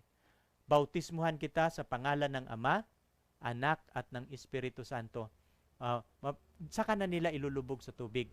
Kasi ang inuutos dito, no, ang officiating ang magpabautismo, ito yung uturo ng Panginoon. No? Ang pangalan sa nagbigay otoridad si Jesus Christ. Ang pangalan ang mayroong authority. Pero ang pangalang gagamitin kapag ibabautismo sa magpabautismo, ito yung turo ni Jesus Christ. No? Kaya nga, si Jesus Christ mismo ang nagbigay ng otoridad, anong pangalan ang gagamitin kapag magbautismo ang officiating minister. Kaya tinutusan niya ang kanyang mga alagad magsiyaon kayo. Gawin ninyong mga alagad. Bautismuhan ninyo sila. Ito yung turo ni Jesus Christ. Sa pangalan ng Ama, ng Anak, at ng Espiritu Santo. Ating pag-aralan ngayong gabi, siguro naintindihan na ninyo, no? Ating pag-aralan ngayong gabi yung prerequisite for baptism. Ano ba ang prerequisite? Bago bautismuhan ang tao, ano ba ang dapat nating gagawin, no? Para matanggap natin ang kumpletong regalo ng Diyos sa kapatawaran ng kasalanan. Una, ito yung ating gagawin. Aaminin natin na tayo po'y isang makasalanan. Bago ka mabautismuhan, no, bilang isang taong makasalanan, aaminin natin sa harapan ng Diyos na tayo'y makasalanan. Anong sabi ng talata? Sapagkat lahat ay nagkakasala nga at hindi nakaabot sa kaluwalhatian ng Diyos. Ito po ang una nating gagawin. Ito po yung prerequisite before baptism. Aminin natin na tayong lahat hindi nakaabot sa kaluwalhatian. Tayong lahat nagkakasala. At kung hindi mo aaminin na ikaw ay isang makasalanan, hindi po kayo maabot ng Diyos. Kasi maabot lamang tayo ng Diyos kapag handa po tayong magsisi at tatanggapin natin ang ating kalagayan na tayo po'y hindi nakakaabot sa kanyang kaluwalhatian. Pangalawa, na prerequisite, kailangan po tayo na tayo'y mananampalataya. No? Mananampalataya, napapansin ba ninyo ang Bating at si Felipe? Kung sumasampalataya ka ng buong puso mo, bautismuhan ka. Ito yung ginawa. No? Kaya nga kailangan po dito ang pananampalataya. Kaya nga sabi sa Marcos, ang sumasampalataya, mabautismuhan, maliligtas. Bago ka bautismuhan, kailangan ang isang bautismuhan ay sumasampalataya, katulad ng ginagawa ng Bating. Pangatlo, tanggapin si Kristo na Panginoon at tagapagligtas. Tanggapin natin na si Jesus Christ ay Panginoon na bumaba sa ating planeta at siya po'y nagiging ating tagapagligtas. No? Tanggapin natin ang kanyang sakripisyo. At kung tatanggapin natin siya, papasok si Jesus sa ating buhay. Datapwat sa lahat na sa kanya ay nagsisitanggap, sa Juan 1:12, ay pinagkalooban niya siya ng karapatang magiging mga anak ng Diyos sa makatuwid bagay ang nagsisampalataya sa kanyang pangalan. Bago tayo mabautismuhan, kailangan tanggapin natin na si Jesus Christ ay ating tagapagligtas. Ito yung testimony ni Apostol Pablo. Sapagkat ibinigay ko sa inyo, una sa lahat, ang akin namang tinatanggap na si Jesucristo ay namatay dahil sa ating kasalanan, ayon sa mga kasulatan. Sabi ni Pablo, ibinigay ko naman sa inyo, una sa lahat, ang akin namang tinatanggap. Mangangaral si Apostol Pablo, tinanggap niya si Jesus Christ. Pagkatapos niya tinanggap, binigay naman niya sa mga tao si Jesus Christ.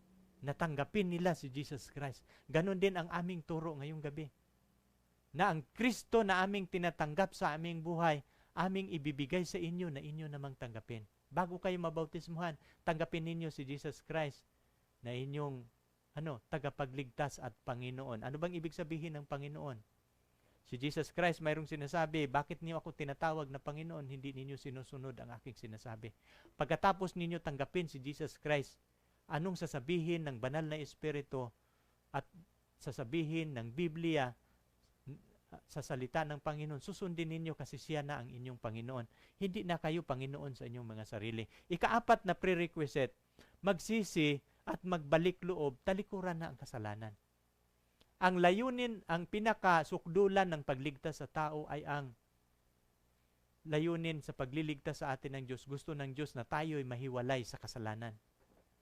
At magbalik loob na tayo sa Diyos na hindi na makasalanan. Napapansin ninyo si Maria Magdalena? Nang pinatawad si Maria Magdalena, sabi ng Panginoon, go and sin no more. Ito yung panawagan ng Panginoon sa kaligtasan. Gusto ng Diyos magiging hiwalay na tayo sa kasalanan. Na kapag mayroong kasalanan na magawa, hindi tayo komportable sa kasalanan. At kung hindi tayo komportable sa kasalanan, lalapit tayo sa tagapagligtas. Ang ating tagapagligtas, aalisin niya ang lahat ng ating kasalanan. Ito po yung essence of Christianity. No? Ang lahat ng mga anak ng Diyos hindi na komportable sa kasalanan. Magbalik loob tayo sa Diyos, talikuran na natin ang kasalanan. Huwag na kayong magpaalipin sa inyong mga bisyo. No? Talikuran na ninyo lahat ninyong bisyo sa buhay. Mamumuhay tayo na mayroong kapayapaan sa Diyos.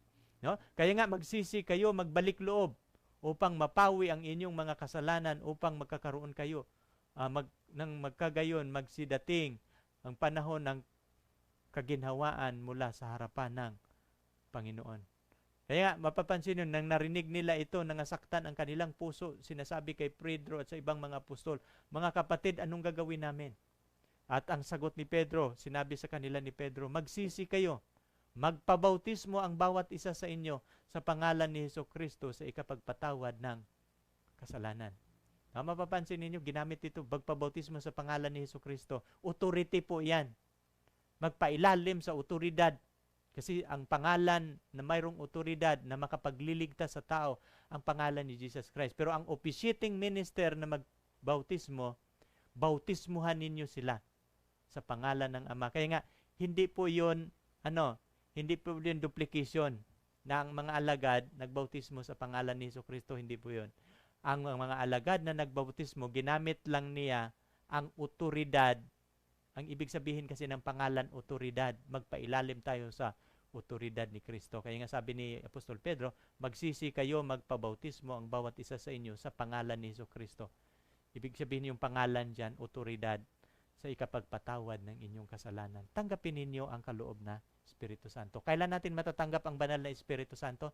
Sa araw ng inyong bautismo. Kailan ba lumapag kay Jesus ang Espiritu Santo? Sa araw din ng kanyang bautismo. Kaya nga lahat na tatanggap sa Panginoon, mananampalataya, magpabautismo kayo. Huwag na kayong mag-alinlangan, no? O magdalawang isip. Kung malaman ninyo ang tunay na aral ng Panginoon, tanggapin ninyo si Jesus Christ sa inyong buhay. Magpabautismo kayo. Kasi ang bautismo na inyong tatanggapin, ito po'y nangangahulugan ng pagpatawad ng Diyos sa inyong kasalanan. Ikumpisal ang kasalanan sa Diyos. Pagkatapos ninyo magsisisi, alam ba niyo, ano ba itong pagsisisi? Yung pagkalungkot sa kasalanan. Pagkatapos ninyong malulungkot sa ginagawa ninyong kasalanan, kayo'y magkukumpisal. Ikukumpisal. Ano na ikukumpisal? Sasabihin ninyo sa Diyos. Kung kailangang ididetalye ninyo. Pakinggan kayo ng Diyos. Kaya sabi niya sa Isaiah 1:18, come, nanawagan ang Panginoon. Let us reason together. Sabi niya, kahit ang inyong kasalanan nagiging pula na matingkad na pula, papuputiin ko yan. Katulad ng nebe. No? Kaya nga mapapansin ninyo, anuman ang ating kasalanan, ikukumpisal natin ito sa Diyos. At anong pangako niya? Hindi po tayo magkukumpisal sa mga tao, sa mga pare. Hindi po yun tinuturo ng Panginoon na tayo magkukumpisal sa tao. Magkukumpisal lang tayo sa tao kung nagkakasala tayo sa tao. Pero pag nagkakasala ka sa laban sa Diyos, ikukumpisal mo ang iyong kasalanan sa Diyos na mismo. Kahit doon lang sa iyong kwarto, ilalak mo yung kwarto mo. Luluhod ka. Tawagin mo ang Panginoon. No? Magsisisi ka. Ikukumpisal mo ang iyong kasalanan sa Panginoon. Sabi niya dito, kung ipahayag natin ang ating kasalanan, tapat at banal siya na tayo'y patatawarin sa ating mga kasalanan at tayo'y lilinisin sa lahat ng kalikuan. Hindi lang niya patatawarin ang ating kasalanan. Ito pa yung nakapackage. Lilinisin niya ang lahat nating mga kahinaan. Babaguhin tayo ng Diyos kapag tayo magpapasakop sa kanyang kapangyarihan. No, yan yung gusto ng Diyos. Pang-anim, huling bahagi, ito yung prerequisite of baptism natin na mayroong 5. Pagkatapos yung magawa mo yung 5, ay magpabautismo ka na. Ano yung una? Aaminin natin na tayo'y isang taong makasalanan, hindi nakaabot sa kaluwalhatian. Pangalawa, mananampalataya. Kailangan ang pananampalataya bago bautismuhan. Pangatlo, tatanggapin natin si Jesus Christ na Panginoon ng tanggapin natin siya na Panginoon at tagapagligtas ng ating buhay. Pang-apat, magsisisi. Pang-lima, ikukumpisal natin ang ating kasalanan. Pang-anim, magpabautismo na tayo. At itong bautismo natin gagawin sa tubig po yan na bautismo. Nang narinig nila ito, nasaktan ang kanilang puso. Sabi nila, anong gagawin namin? Sabi ni Pablo, magsisi kayo. Magpabautismo ang bawat isa sa inyo sa pangalan ni Jesucristo sa ikapagpatawad ng inyong mga kasalanan. Sana ating naintindihan. At pagkatapos natin mabautismuhan, pagkatapos, anong mangyayari? Magiging membro na tayo sa iglesia ng Panginoon. Ito po yung proseso, paano ka magiging membro sa kanyang tunay na iglesia. Kung gusto mong magiging membro sa kanyang tunay na iglesia, kailangan ka munang mabautismuhan.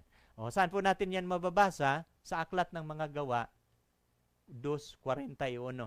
Yaon ngang nagsisitanggap ng kanilang salita nangabautismuhan at nangaparagdag sa kanila sa araw na yaon ang may 3,000 kaluluwa. Napapansin ninyo yung mga yung tumanggap sa salita na bautismuhan, gaano sila karami? At nadadagdag sa iglesia. Nadagdag sa membro ng iglesia.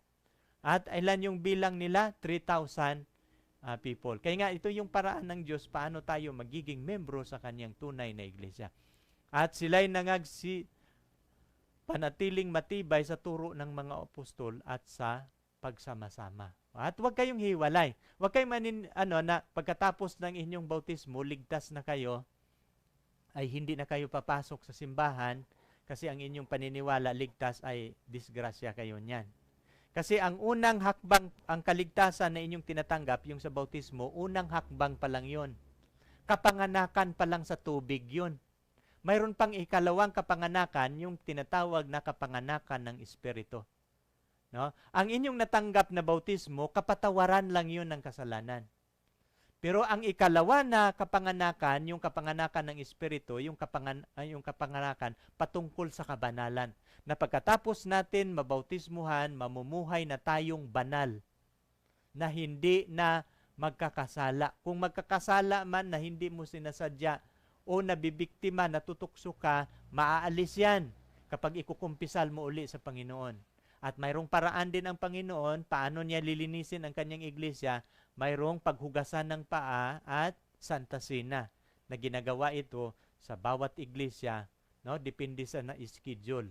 Kaya kung magiging Seventh-day Adventist kayo, matunghayan ninyo ang mga aral na ito, inyong mawi-witness, ganito pala ang turo ng Panginoon. Kaya nga, pagkatapos ng inyong bautismo, mag-umpisa na kayong buhay na banal. Huwag na kayong babalik sa kasalanan. At membro na kayo sa tunay niyang iglesia.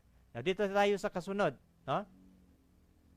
At sa pagputol-putol ng tinapay at sa mga panalangin, nagiging nakikibahagi na sila sa gawain ng iglesia. Sapagkat sa isang espiritu ay binabautismuhan tayong lahat sa isang katawan. Kaya nga, kapag nabautismuhan ka na, membro ka na sa iglesia, binabautismuhan tayong lahat sa isang katawan. Katawan na tayo ni Kristo. Ang iglesia, ito po'y tinatawag na katawan ni Kristo. Tayong lahat na tumatanggap, tayo na nagiging kabahagi ng kanyang katawan. At ang ulo sa iglesia, si Kristo ang ulo. Kaya nga, sabi ni Pablo, sapagkat sa isang espiritu, binabautismuhan tayong lahat sa isang katawan. Datapwat. Dito tayo panghuli. Magbibigay ako ng halimbawa. Mayroong mga nagpabautismo na isang araw lang ang bautismo, binabautismuhan. Okay ba yan? Mayroon namang binabautismuhan ng matagal. Ayaw niya pagbabautismo. Depende po yun sa iyo. Pero may mga tao na kahit isang araw lang bautismuhan. Ako nga, wala akong aral. Pero bakit ako nananatili sa iglesia? Ano po yan? Depende po yan sa pangungusap ng Espiritu sa iyong buhay. Kung nakikinig ka sa bulong ng Espiritu at sinunod mo, mananatili ka sa iglesia. Hindi po yun nangangahulugan na kahit matagal kang nag-aaral sa salita bago ka binabautismuhan, ayun po ay nanatili. Marami ding nagbabackslide na matagal binabautismuhan. Pero nung nakakaranas ng pagsubok sa iglesia, natitisod. Yun po yung katulad ng binhi na nahulog sa ibabaw ng bato, no? Yung iba sa daan, yung iba sa tinikan. Pero ang mga lingkod ng Diyos na mananatili sa loob ng iglesia, na sa pagbalik niya, dadalhin niya sa langit yung nahulog sa mabuting lupa. Ang puso natin katulad ng lupa yan eh. Pero mapapansin ninyo, itong kasaysayan sa gawa, itong tala sa gawa 16:28, datapwat sumigaw si Pablo ng malakas na tinig, sinasabi, "Huwag mong saktan ang iyong sarili sapagkat naririto kaming lahat." Ang background nito, si Pablo at si Silas, hinuli sila, dinakip, kinulong sa kulungan. At habang sila nang doon sa kulungan, kalagitnaang gabi, sa halip na sila'y malungkot na sila'y nakukulong, ang ginawa ng dalawa, umaawit ng mga himno. At nang umaawit sila sa kulungan, naglindol sa kulungan. At yung napakalakas ng lindol, ang mga rihas, ang pader, nagbabagsakan, at ang mga tao naghihiyawan, akala ng bantay, ay tumatakas na lahat ang mga nakakulong. Kaya ang ginawa niya, binunot niya ang kanyang espada, gusto niyang isaksak sa kanyang sarili. Kasi pag mayroon silang policy, no, mayroon silang sinumpaan, kapag ikaw ang gwardiya sa isang kulungan, kapag mayroong makatakas na nakakulong, kinabukasan, papatayin ka sa public. Doon ka, bibitayin sa publiko, court martial ka. At ayaw niyang mamatay na isang malaking kahihiyan kasi sa publiko papatayin siya kinabukasan. Kaya nga ang ginawa niya, gusto niyang patayin ang kanyang sarili. Kaya nga sabi ni Pablo, sinabi, "Huwag mong saktan ang iyong sarili sapagkat kami naririto." No, kaya nga sabi niya, nandito kaming lahat. Nagtawag si Pablo, "Magdala kayo dito ng ilaw." No, nagdala na doon ng ilaw. At ito yung bantay. At sila'y inilabas na sinasabi, "Mga Ginoo, ano ang kailangan kong gawin upang maligtas?" Itong bantay ng sundalong Romano gustong maligtas. Sabi niya, "Naniniwala ako na kayo ay mga lingkod ng Diyos. Anong gagawin ko upang maligtas?" At sa kanilang sinabi, "Mananampalataya ka sa Panginoong Hesus. Maliligtas ka, ikaw at ang iyong sambahayan." No? Mapapansin ninyo, kanina sinasabi, mananampalataya ka lang sa Panginoong Hesus. Maliligtas ka, ikaw at ang iyong sambahayan. No? Anong gagawin? Anong prerequisite? Mananampalataya lang. Anong gagawin ko para maligtas? Anong sabi ni Apostol Pablo? Mananampalataya ka at ang iyong sa Panginoong Hesus, maliligtas ka at ang iyong sambahayan. Kaya nga, nung gabing yon, nagkakaroon sila ng Bible study. No, dinala ng bantay si Pablo at si Silas doon sa bahay ng senturyon na yon, at sila'y kanyang kinuha ng oras ding yaon ng gabi at hinugasan ang kanilang mga latay. No, nung gabi na yon, hindi na naabutan ng umaga, ha? Nung gabi lang yon ang kanilang Bible study. At pagdakay binabautismuhan siya at ang buong sambahayan niya. Anong nangyayari? Nabautismuhan yung bantay sundalo sa kulungan. No? Gaano katagal ang kanilang Bible study? Marami bang Bible study? No, isang Bible study lang. Pero itong Bible study na isang bisis, hindi ito hadlang. Nabautismuhan ang sundalo. No? Ganun yan. Napapansin ninyo, kapag kayo'y pagkatapos ng inyong bautismo, hindi natatapos ang kaligtasan. Ang bautismo, ito po'y pasimula sa inyong kaligtasan. Pagkatapos sa inyong bautismo, lalakad kayo sa isang tunay na Kristiyano mamumuhay kayo sa buhay na banal, kasama ang Diyos. Huwag na ninyong hiwalayan ang salita ng Diyos. Kung ano ang inyong nababasa sa Biblia, mamubuhay ka sangayon sa salita ng Panginoon. Gabayan ka ng Panginoon. Kung ikaw ay mahina, nakakagawa ka ng kasalanan, sabi ni, sinusulatan ko kayo upang kayo huwag magkakasala. Sabi niya sa unang Juan 2:1. Pero kung sakali kayo magkakasala, mayroon tayong tagapamagitan. Huwag kayong manglupaypay. No? Ang kabanalan ay hindi natin ito magagawa sa isang araw, isang buwan, o isang taon. Proseso ito, lifelong process. At maring madadapa tayo, matutumba. Pero hinihintay ng Panginoon ang iyong pagbangon uli. At gusto ng Panginoon, magkakaroon ka ng lakas sa pamamagitan niya. at mapanagumpayan mo ang lahat na uri ng kasalanan. Yan ang nais ng Panginoon. Kaya nga, bilang mga alagad ng Panginoon, mga lalaki at babae, inuutusan tayo ng Diyos, magsiyaon kayo. No? Bautismuhan ninyo sila. Lahat ng binabautismuhan kay Kristo, kayo ay mga alagad. Katulad ko. No? Nung una ako din ay nabautismuhan. Ngunit, nung nabautismuhan, pinagsikapan kong maging alagad niya na magtuturo din sa iba. Sana ganun din ang inyong gagawin sa Diyos. Kapag matutunan ninyo ang katotohanan, magpapagamit kayo sa Diyos. At gagawin ninyo ang inyong sarili, magiging kasangkapan sa pagligtas ng iba. Ngayon, panghuli nating talata. At dito tayo magtatapos. At ngayon, ano pang hinihintay mo? Magtindig ka, magpabautismo, at hugasan mo ang iyong kasalanan. Kaibigan, ang bautismo sa Biblia, ito po'y isang seremonya na inuordina ng Panginoon sa New Testament. Ito po'y paraan ng Diyos na paghugas sa lahat ng mga tao. Ang aming gawain dito sa media ministry, kami po'y nagbigay babala sa sanlibutan. Aming ibinibigay ang magandang balita at ito yung good news na aming dinadala ngayong gabi. Na sa gabing ito, nanawagan ang Panginoon, naghihintay na sa lahat ng nanonood ngayon, ang inyo sanang buhay magiging malinis sa pamamagitan ng paghugas ng Panginoon. At ang paghugas ng Panginoon sa pamamagitan ng isang seremonya na kanyang inuordina. Ang seremonya na kanyang inuordina, the ordinance of baptism, para sa lahat ng mga mananampalataya. Sana sa gabing ito kayo mananampalataya na si Jesus Christ namatay para sa ating kasalanan at kabilang ka. At kung ikaw mananampalataya ngayong gabi, ipanalangin kita bago tayo magtatapos. Imbitahan ko kayo sa isang panalangin. Dakila naming Diyos, kami po'y lubos na nagpapasalamat, Panginoon. Salamat na niloob mo na ang the gospel of Jesus Christ ay makapagbigay sigaw uli, makapagbigay babala sa sanlibutan. Salamat, Ama, na inyong pinagkalooban kami muli ng ganitong pagkakataon. Hinihiling ko, Panginoon, ang inyong pangangasiwa sa mga mensahe na aming iniiwan ngayon sa internet, through YouTube at sa Facebook. Umaasa kami, Panginoon, na inyo itong pagpapalain. Saan man ito dadalhin ng inyong banal na espiritu, magdadala ito ng kaligtasan.